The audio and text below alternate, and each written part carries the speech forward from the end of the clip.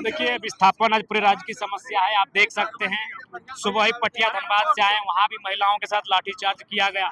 हर जगह है। कंपनी कहती है कि 1950 में अधिग्रहण हुआ है, 1960 में हुआ है।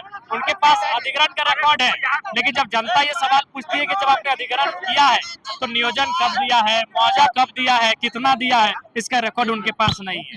कंपनी का रिकॉर्ड उनके पास है, जनता का रिकॉर्ड उनके पास नहीं है। ये दुर्भाग्य है। कैसे देख रहे हैं? बहुत ही चिंता का विषय है, क्योंकि पूर्व विधायक और पूर्व मंत्री जो हैं वो सरकार की जो पार्टी है वो सरकार के साइड से है। वो सरकार सत्तारूढ़ दल के नेता है, सत्ता दल के नेता है। और अगर उनके साथ ये हो रहा है व्यवहार, तो बाकी लोगों के साथ क्या होगा? मैंने तो बता दिया कि हम मुख्यमंत्री को लोग नहीं सुन रहे हैं, मुख्यमंत्री को नहीं सुन रहे, वो इसी लोग विदेश घूम रहे हैं। बहुत जिन जिन हथकंडों से लड़ाई लड़ी जाएगी, जैसे आप किसी एक समूह हम लोग धरना प्रदर्शन के माध्यम से डट गए, एक समूह हम लोग बंदी के माध्यम से डट गए, तो दूसरा समूह को कोर्ट में जाकर एफआईआर भी डालना होगा। हमें हर एक तरह से इस लड़ाई को लड़ना होगा, और इस लड़ाई में निष्पक्ष रूप से पत्रकारिता का योगदान रहेगा। आपको जनता के जिन मुद्दों में निष्पक्ष रूप से साथ खड़ा होगा। आपके पास भी चुनौतियां आएंगी, आसान नहीं है। बीते कुछ दिनों में जो मीडिया बंधुओं के साथ घटना घटी गोड्डा में, इधर आपका गढ़वा पलामू में, तो आप कहीं ना कहीं आपके भी मन में एक शंका हो जाती है, आप भी कहीं ना कहीं मन में भयभीत होते हैं जिस प्रकार से प्रशासन का रवैया रहता है।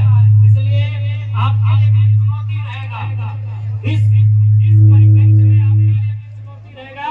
लेकिन मैं मानता हूँ आप लोग चुनौतियों से लड़ने के लिए हमेशा तैयार रहते हैं। इस बार चाहे वो मुद्दा रामगढ़ का हो या झारखंड के किसी कोने का, मीडिया का वही योगदान होगा जो योगदान उन्होंने कभी अंग्रेजों के कालखंड में इस देश के लोग, एक आम व्यक्ति की आवाज को, इस देश के एक आम व्यक्ति की पहचान को मदद करने के लिए किया था। आज वही योगदान आपका इस राज्य में रहेगा, आज वही योगदान पीड़ित शोषित जनता के लिए आपका रहेगा। इसलिए आपको भी अपने योगदान का निर्वहन करना होगा।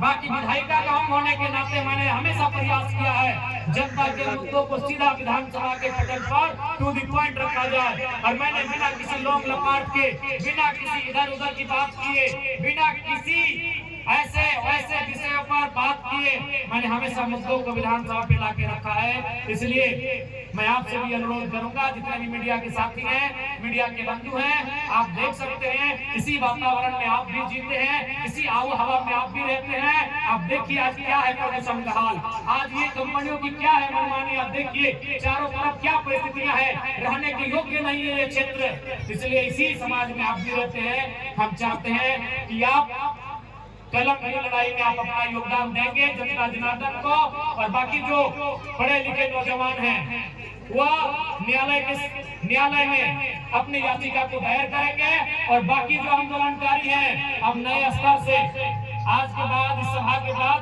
नए तरीके से आंदोलन की तैयारी होगी, और उस आंदोलन से अपनी आवाज को हम लोग बुलंद करने का काम करेंगे। और साथ ही विधानसभा का सत्र चलेगा तो विधानसभा के भीतर उसे ले जाने का काम ऑफिशियल रिकॉर्ड बनाने का जिम्मा मेरा होगा, उसे हम विधानसभा के भीतर लेके जाएंगे। हाँ, सभी से मेरा आग्रह होगा कि आज सबको समझना होगा परिस्थिति को, आज इस राज्य की परिस्थिति को सबको समझना होगा और सबको मिलकर साथ देना होगा। ये मैं सभी से अनुरोध करूंगा, क्योंकि समय का अभाव है, ठंड का मौसम है, और बिल्कुल अभी नगर रामगढ़ शहर नगर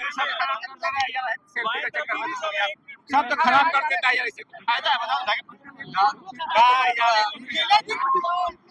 कैसे मिले भैया?